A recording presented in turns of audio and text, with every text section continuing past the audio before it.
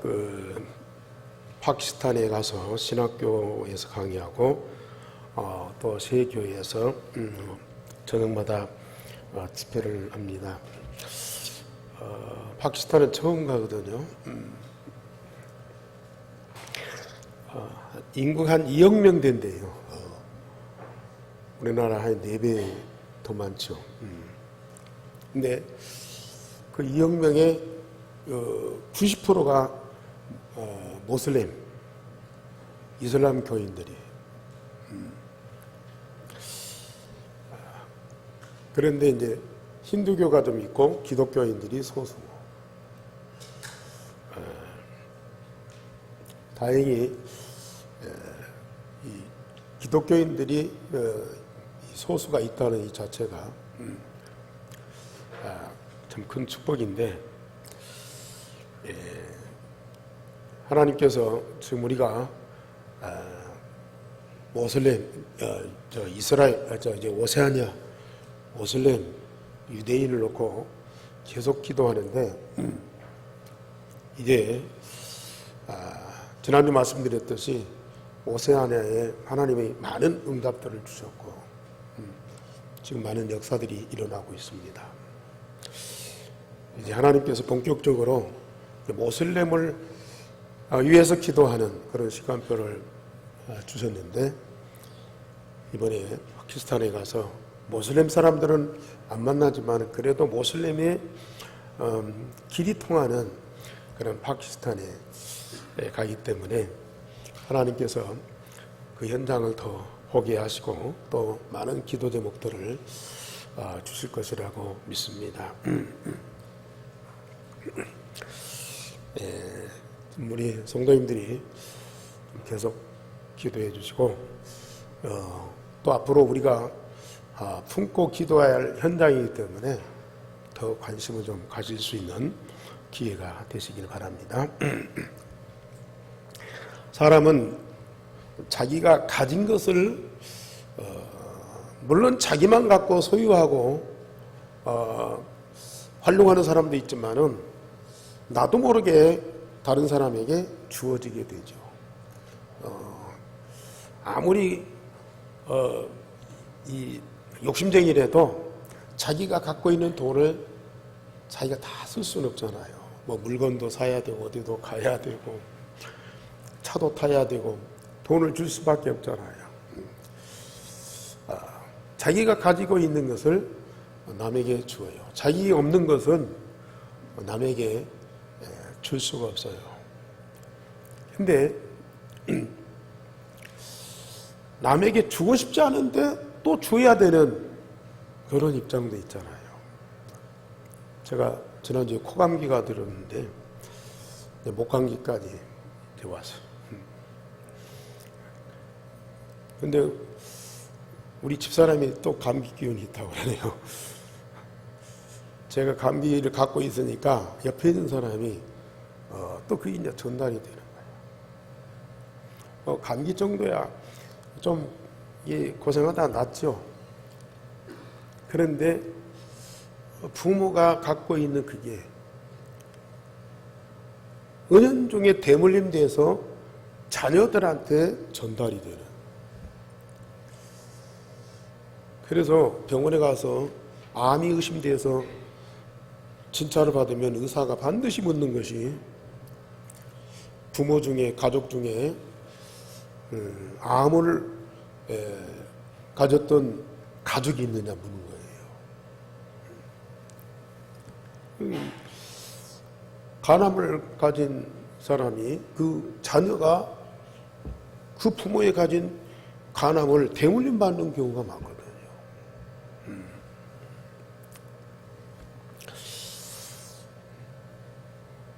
부모가 가난하면 아무리 자녀들이 노력해도 부모의 그 가난을 대물림 받는 그런 자녀들이 있어요.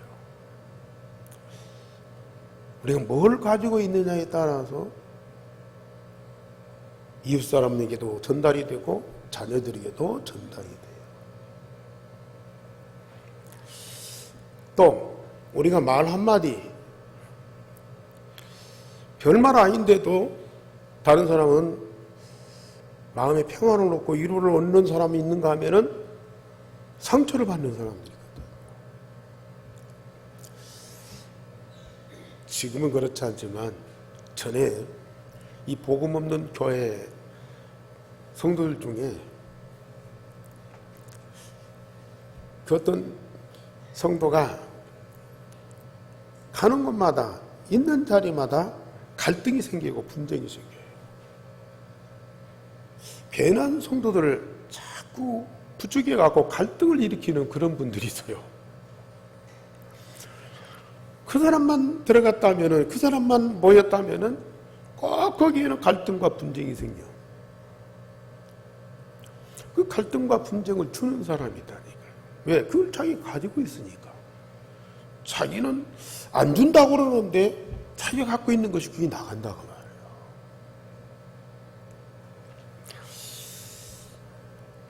저와 여러분들이 갖고 있는 것이 뭡니까? 물론 뭐 좋은 건 나쁜 건 다 있지만은 그래도 우리에게 꼭 있어야 할 것, 다른 사람에게 절대 필요한 것들, 그게 뭡니까? 복음입니다. 그것도 유일성의 복음입니다. 유일성의 복음을 가지고 있으면 다른 사람들에게 주어지고 자녀들한테 전달이 되고, 이 유일성의 복음을 전달하고 주게 되면 하나님은 반드시 이 복음을 통한 생명을 얻게 하십니다.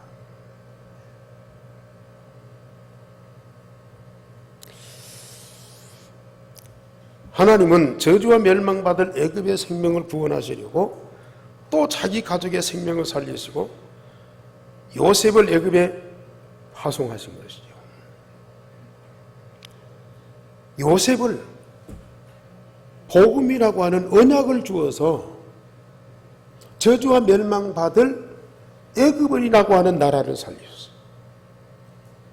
나중에는 자기를 배신하고 노예로 팔았던 자기 가족을 살리는 그런 대역사가 일어난 거거든요.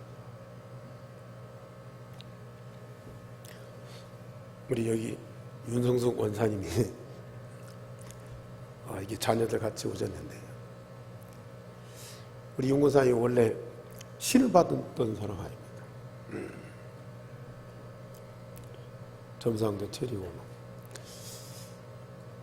만약에 그 신을 지금까지 갖고 계신다 그러면 별짓을 다 해도요, 무슨 천도제를 지내고 뭘 하고 막 그래도요, 그 자녀들한테 꼭 대물림 됩니다. 그런데 이 유일성의 복음 받고 하나님 생명을 가진 하나님 자녀가 되고 말씀, 기도, 전도 흐름 속에서 정말 하나님이 주시는 응답과 축복을 누리니까요, 그 안에 있는 그 유일성의 복음이 자녀들 가운데 전달이 되잖아요. 정말 얼마나 복된 일이고 감사한 일인지. 억천만금의 제사를 물려준 것보다도 유일성의 복음이 전달되어서 영원한 생명을 얻게 한 이게 얼마나 복된 일입니까? 하나님은 지금도 모든 족속 천하만민 땅끝까지 생명을 살리시려고 복음 가진 전도자를 파송을 시킨다니까요.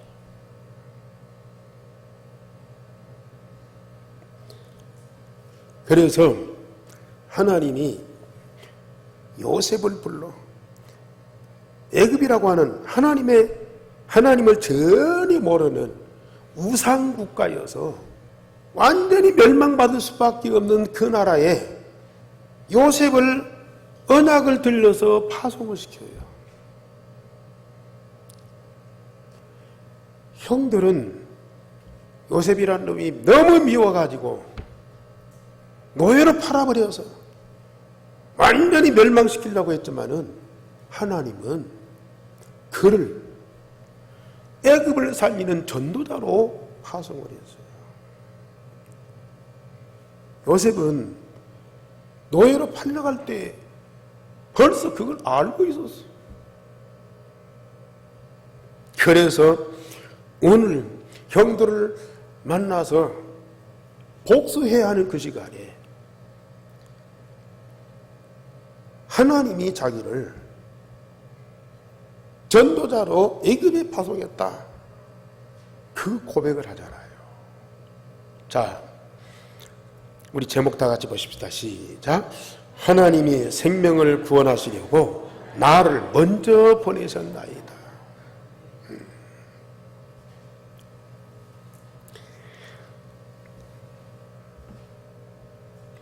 그래서 요셉은 저처럼 어려서부터 언약을 붙잡고 기도하는 사람이었어요.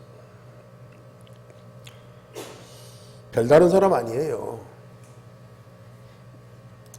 하나님이 주신 언약을 그대로 붙잡고 기도하는 사람이었다. 어릴 때 엄마가 자기 동생 베냐민을 낳다가 죽었어요.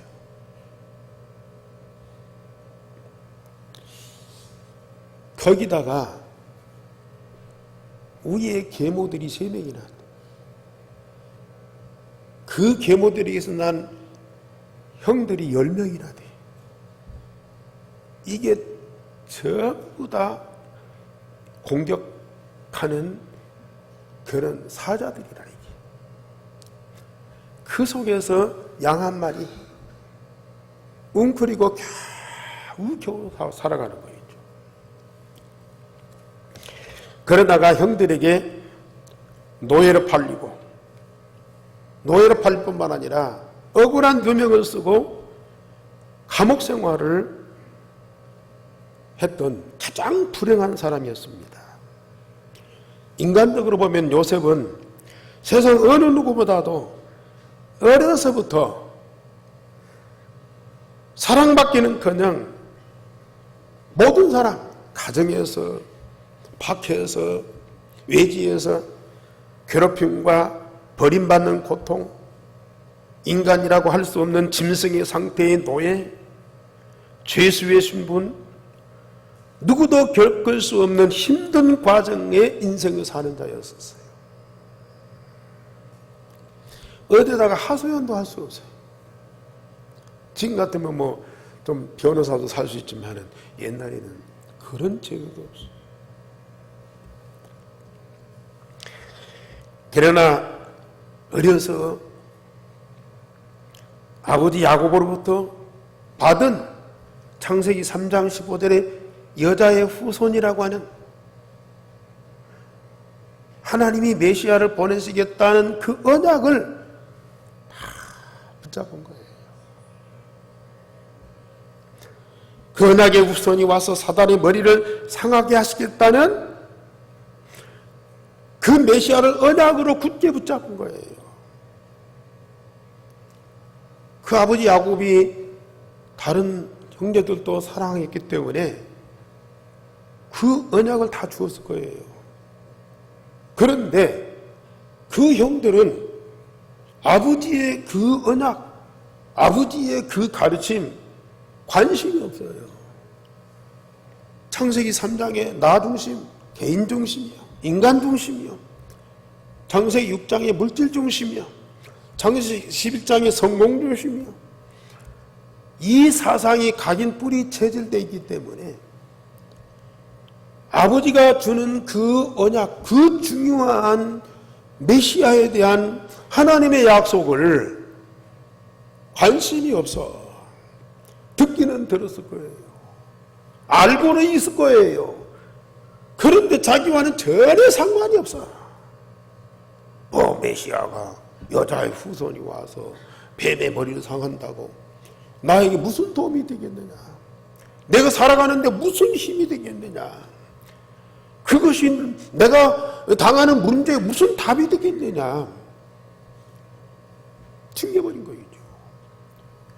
그런데 어린 요셉은 그걸 자기에게 준 하나님의 약속으로 다 붙잡고 마음에 담은 거예요. 그리고 믿고 기도한 겁니다. 우리 중에도 그런 분들이 많습니다. 사실은 기독교인들 중에도 많습니다. 목사님들이 뭐 예수님 그리스도 얘기 안 하겠습니까? 창세기 3장 15절 여자의 후손에 대한 복음을 얘기 안 했겠습니까? 그런데도요, 별로 관심이 없어. 중요성을 몰라. 그것보다 더 중요한 것이 현실적인 거예요. 눈에 보이는 거예요. 지금 내가 갖고 있는 문제 해결하는 거예요. 그래서 사람이 필요하고, 그래서 돈이 필요하고, 그래서 권력이 필요하고, 그래서 건강이 필요하고, 그래서 지혜와 지식이 필요하고, 그걸 얻는 데만 몰두하는 거죠. 교회 와서 어떻게 하면 그걸 좀 얻을까? 어떻게 그걸 많이 얻을까? 그 생각밖에는 없는 거예요. 그러나 요셉은 자기들의 조상 아브라함과 이삭과 야곱으로부터 전달받은 언약을 마음속에 딱 담고 기도하면서 하나님이 함께하는 언약의 여정, 전도자의 여정을 살아간 거예요.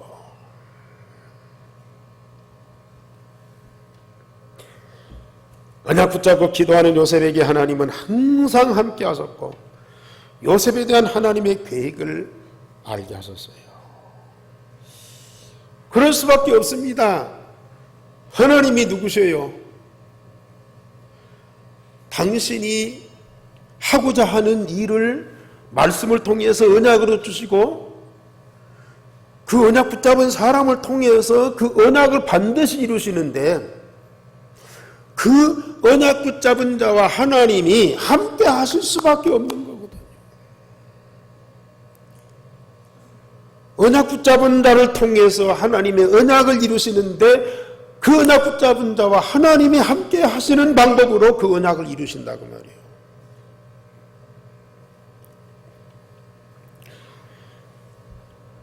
그렇다면 하나님이 함께 하실 때에 어떤 방향으로 그 언약을 이루실 것인가? 그 언약 붙잡은 전도자의 미래, 그 계획을 반드시 알게 하십니다. 그래서 하나님은 요셉에게 꿈을 통해서 알게 하신 거 아닙니까?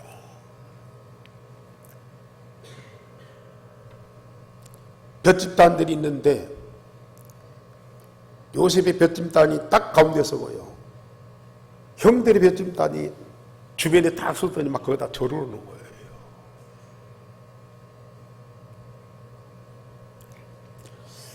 요셉의 별이 있는데 해와 달과 별들이 요셉의 별들한테 전부 절을 하는 거예요. 엉뚱맞은 얘기인데 그게 하나님이 주신 요셉의 비전이라.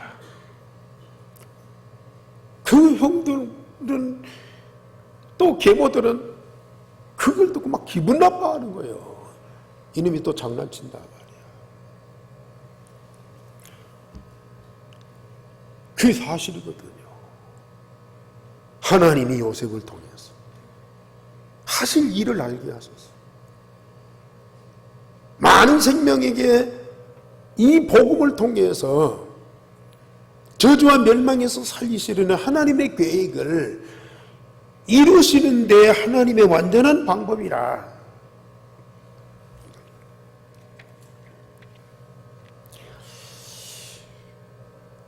하나님은 요셉과 함께 하셨고 요셉의 미래뿐만 아니라 아무도 알 수 없고 볼 수 없고 갈 수 없는 곳을 알게 하셨어요.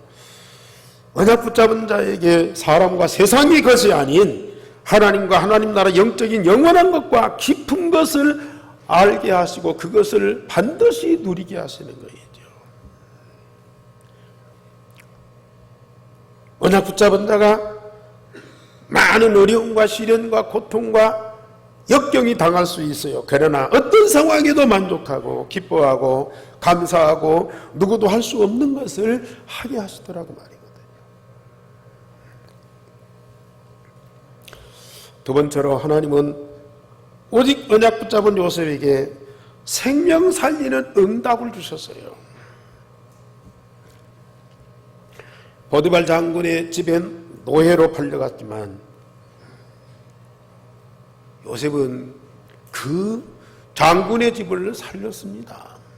물론 그 장군의 집이 다 죽은 건 아니지만 그 집이 하나님을 알게 하고 하나님의 복을 받도록 했어요. 억울한 누명을 쓰고 감옥에 갇혔지만은 감옥에서 왕의 신하들을 살리는 일들이 벌어졌어요. 세상에 유능한 사람들도 할 수 없는 일,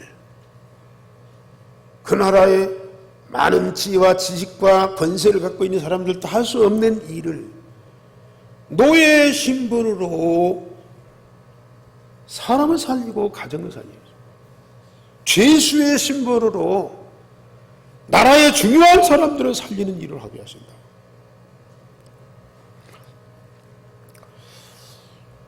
여자의 후손을 언약으로 붙잡을 뿐인데 하나님이 항상 함께 하셨고 가장 비천하고 불행한 신분인데도 하나님은 그가 가는 현장이 살아나게 하셨고 함께하는 자들이 형통하는 복을 받도록 하셨어요.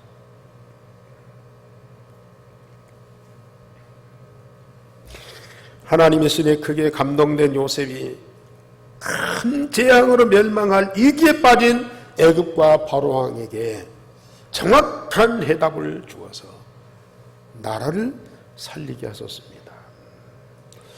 더욱이 강대국 애굽과 바로왕이 아무도 해결할 수 없는 중대한 국가 위기를 언약 붙잡은 요셉이 해답을 주어서 살리게 했다니까요. 복음 가졌지만 요셉은 아무 직책이 없어요. 언약 하나만 있었다는 의미인데 오히려 죄수의 몸인데 어떤 나라든지 어떤 시대든지 살리는 답을 갖고 있기 때문에 그가 아니면 절대 안 되는 그런 상황이 옵니다. 그래서 가진 답 유일성의 복음을 그들에게 정확하게 주었더니 하나님이 응답하시는 거예요. 그 요셉이 갖고 있는 유일성의 복음 하나님은 우리에게도 똑같이 주셨어요.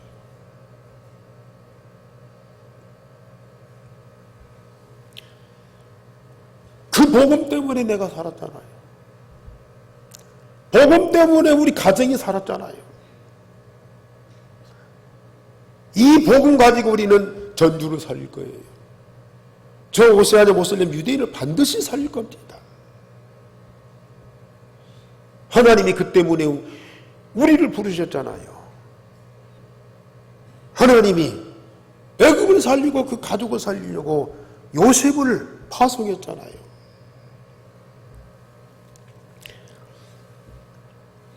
이런 답을 주고 멸망할 나라를 살리니까 하나님께서 요셉을 바로왕의 아버지로 삼으셨다.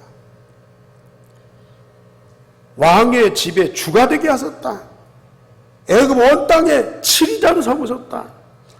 우리 8절 9절 말씀 다 같이 보십시다. 8절 9절 말씀 다 같이 시작. 그런즉 나를 이리로 보낸 이는 당신들이 아니요 하나님이시라. 하나님이 나를 바로에게 아버지로 삼으시고 그 집에 주로 삼으시며 애굽 온 땅의 통치자로 삼으셨나이다.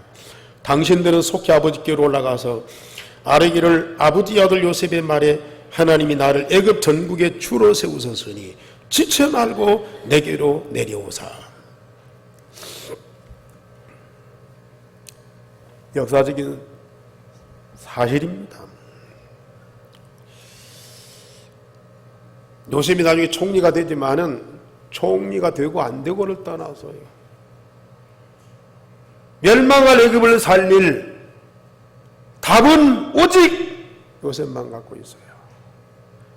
그 나라가 멸망하지 않았다고 해서 다 된 건 아니잖아요. 앞으로 어떤 상황이 올지도 모르잖아요. 그걸 해결하고 그것을 이끌어갈 자는 요셉밖에 없는 거예요. 그래서 요셉이 바로 왕의 뭐예요? 아버지라. 바로 왕이 나이가 더 많을 수도 있어요. 그런데도 그와 그 나라에 생명을 주는 자는 누구예요? 이웃에게 복음 가진 자예요. 그 집과 그 나라를 구원할 자는 요셉입니다. 그리고 그 집과 그 나라를 제대로 보호하고 관리하고 지킬 자는 요셉입니다.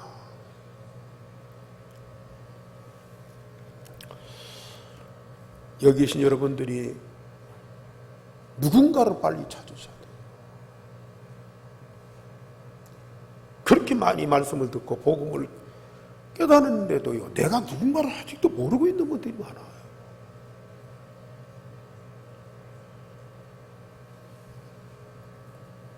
이거 모르면요, 계속 노예 생활해야 돼요.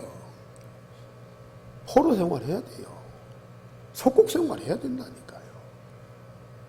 그러면서 늘 원망하고 살아야 돼요.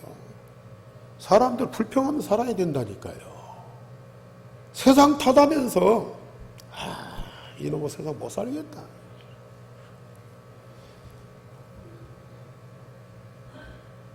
이 동네는 왜 그래?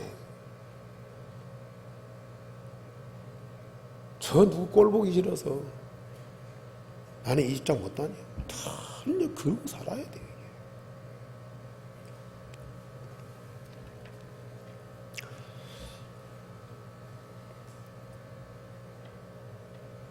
복음 가진 전도자가 가정, 직장, 나라에 생명을 주는 아버지요,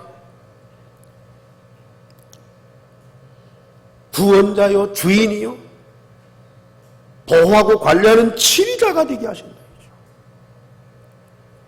안 믿어지죠? 저는 확실합니다.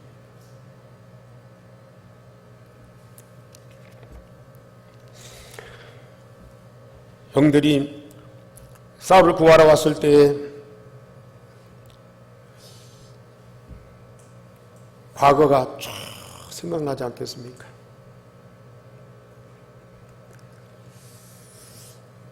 형들이 안 왔을지라도 일반인 같으면 받은 상처가 얼마나 많이 있겠어요. 아무리 자기가 총리가 되고 성공했다 할지라도 과거의 그 상처는 안 사라지는 겁니다.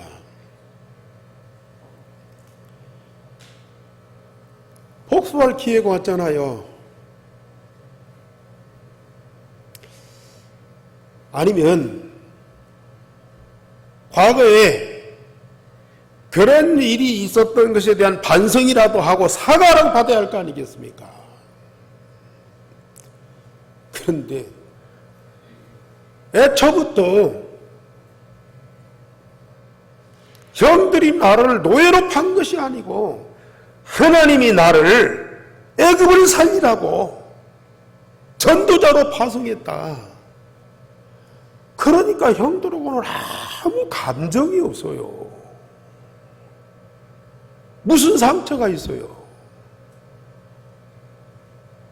일반인 같으면 막 억울하고 분하고 얼마나 기회를 엿보겠습니까? 남들 같으면 그냥 안 보고 잊어버리겠지만 형들이니까요. 형제니까요.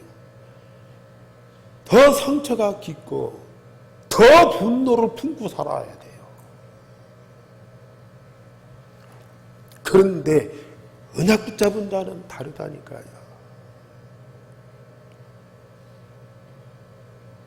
우리에게 있는 이 복음은 절대 그런 그런 것들 때문에 상처받고 분노하고 그럴 수가 없어요.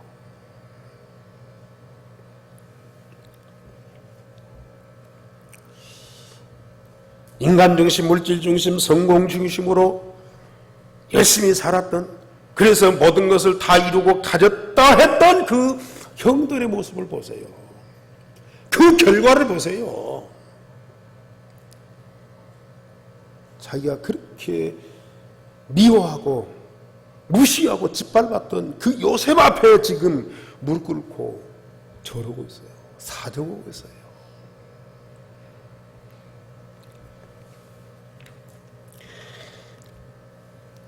이런 상황이어서 자기를 괴롭히고 죽이렸던 그 형제들을 복수가 아닌 그 생명을 살리고 자기와 똑같은 축복을 받게 하소서. 그러면서 오늘 말씀 다 같이 5절 말씀 다 같이 보십시다. 시작. 당신들은 나를 이곳에 팔았다고 해서 근심하지 마소서. 한탄하지 마소서. 하나님이 생명을 구원하시려고 나를 당신들보다 먼저 보내셨나이다. 걱정도 말고 근심도 말고 무슨 사과예요, 사과는. 오히려 당신들 때문에 내가 복을 받았어. 감사하는 거예요, 감사. 이게 복음 가진 거예요. 이만큼 복음의 능력이요, 사람을 그렇게 변화시킨다니까요.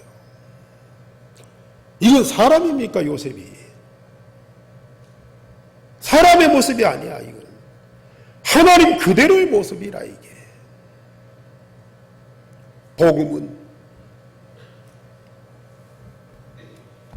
바로 삼일체 하나님의 그 모든 것을 다 가진 자예요.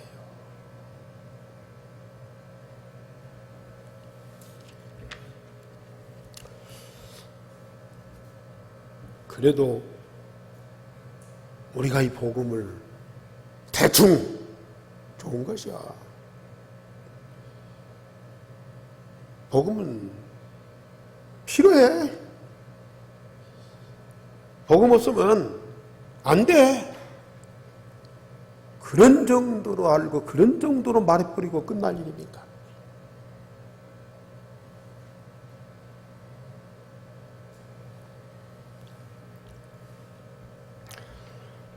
단일마인들은 뭐 그런 말조차도, 그런 생각조차도 못해요. 여러분들이 그 말이나 하죠. 그런 생각이라도 하죠. 그러나 우리 함께 정직자들 성도들이 그 생각, 그 말 정도로 하고 일생을 살아갈 겁니까? 이 요셉의 고백이 나의 고백이에요.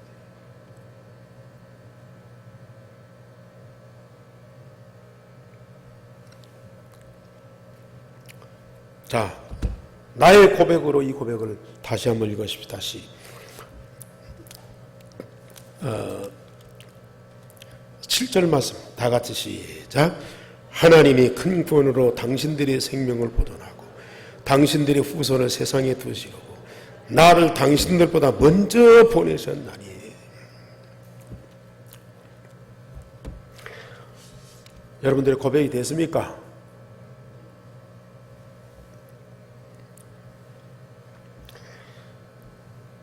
어떤 권사님이 종교생활을 그렇게 열심히 하다가 이 복음을 딱 받고 보니까요, 너무 좋은 정도가 아니고요, 야, 우리는 지금 아무것도 몰랐구나. 그래서 이 복음을 그렇게 기뻐하고 계속 받는데, 맨 처음 받은 응답이 마음의 평안이에요. 마음의 평안이 오니까 자기가 그렇게 미워했던 원수가 마음에 품어지더라는 거예요.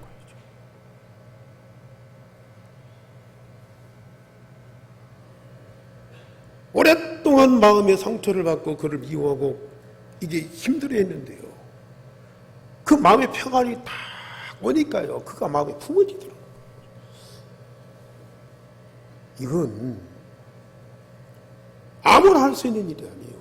그렇게 해야 되지만 쉽게 되는 일이 아니라니까요.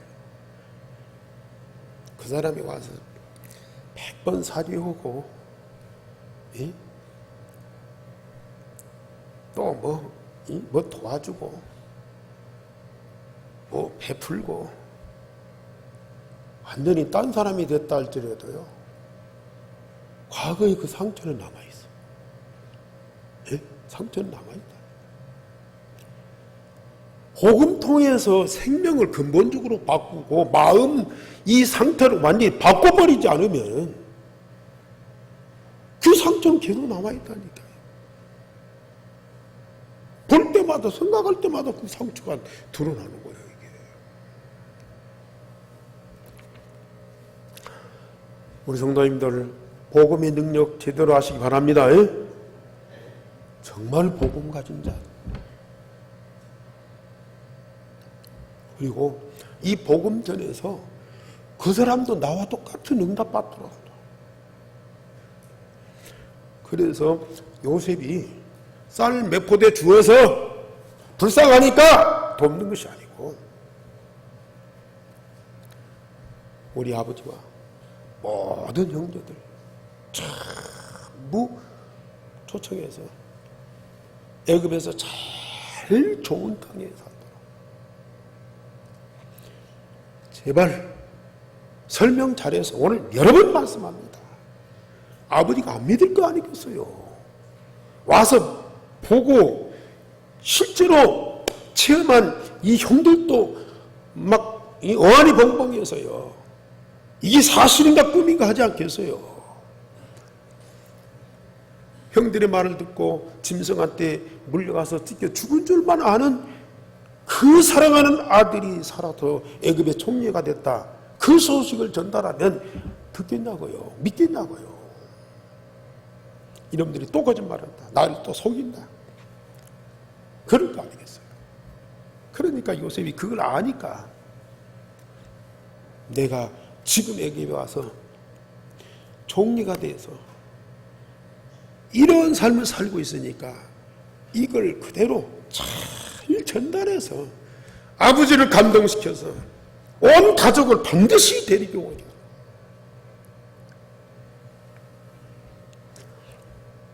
자기가 받은 응답을 똑같이 받더라. 그게 복음입니다.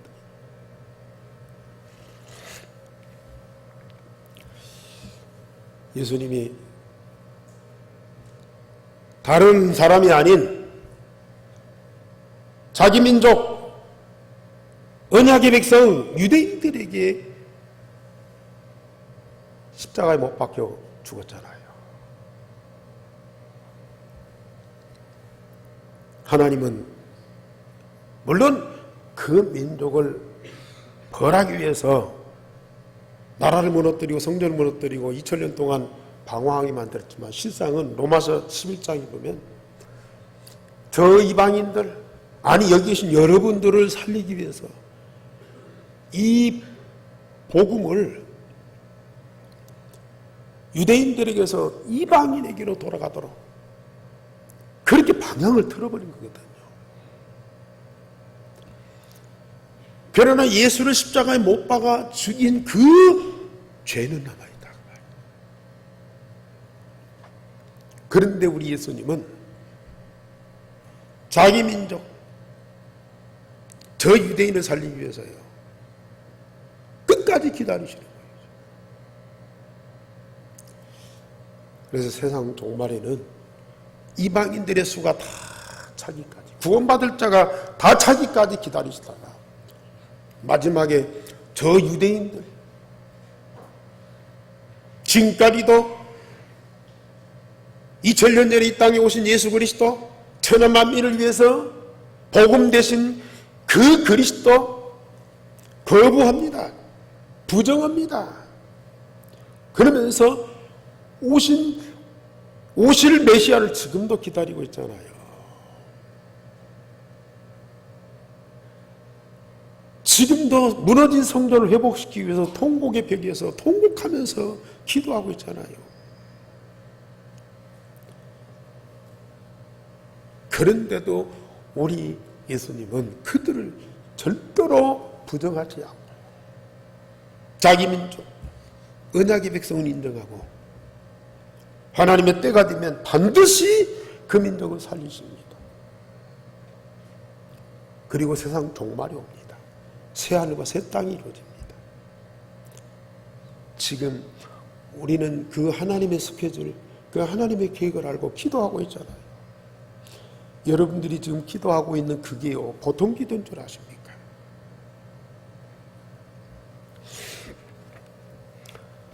마지막 세 번째로 우리는 유일성의 복음을 새 언약으로 붙잡은 자는 생명과 시대를 살리게 됩니다. 하나님은 요셉에게 주신 그 메시아에 대한 언약, 그 언약을 완성하셨어요. 완성된 그 복음이 갈보리산, 감람산, 마가다락방에서 새 언약으로 유일성의 복음으로 모든 자에게 영원한 생명을 얻게 하셨습니다. 그래서 하나님은 지금 우리에게 더 확실한 복음의 그 사실을 각인 뿌리 체질까지 되게 하셔서 세상 모든 사람으로 하나님의 생명을 얻게 하고 시대에 답을 주는 복음 운동을 하게 하셨어요.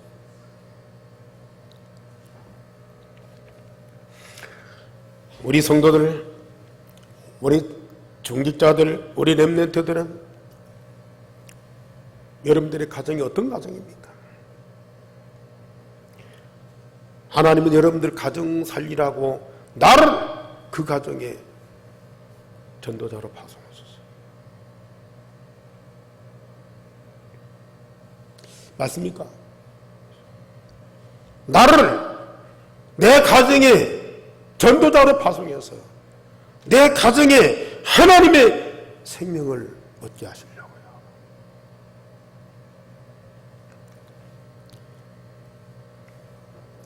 열심히 일하는 직장, 물론 일하고 열심히 돈도 벌어야 되겠죠. 그러나 그 직장에 유일성의 복음 전해서 생명 살리라고 하나님 나를 그곳에 파송했다니까.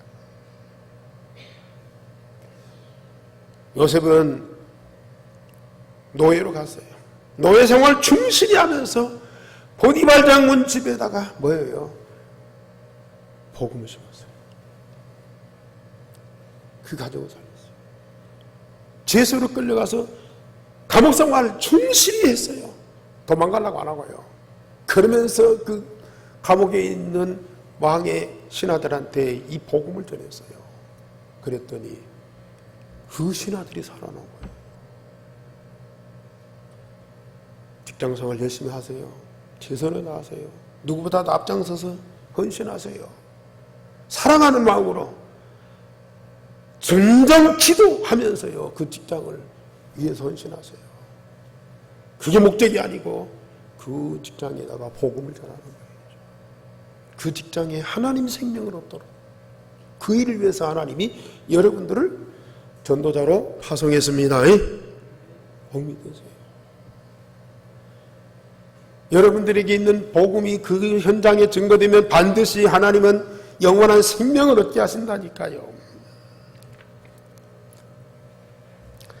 하나님은 특별히 이제 생명을 구원하시려고 흩어진 자, 버려진 자, 혹 렘넌트로 전 세계 237 나라를 살리게 할 겁니다. 하나님은 전 세계로 파송하시든지 아니면 복음 만들 자를 보내시든지 전 세계를 향하여 하나님은 여러분들을 파송할 거예요. 요셉은 노예로 갔습니다. 다니엘은 포로로 갔습니다. 그러나 여러분들은 하나님이 그렇게까지는 안 하실 거예요. 당당하게 하나님의 보내심을 받은 대로 가야 됩니다. 아니면 하나님이 보내실 겁니다. 내게 있는 유일성의 복음 정확하게 증거하죠. 그래서 하나님은 세계 만민을 살리는 유일한 답, 유일성의 복음을 내 안에 각인 뿌리 체질되게 하셨어요. 얼마나 감사한 일입니까? 이보다 더 복된 사람이 어디가 있어요?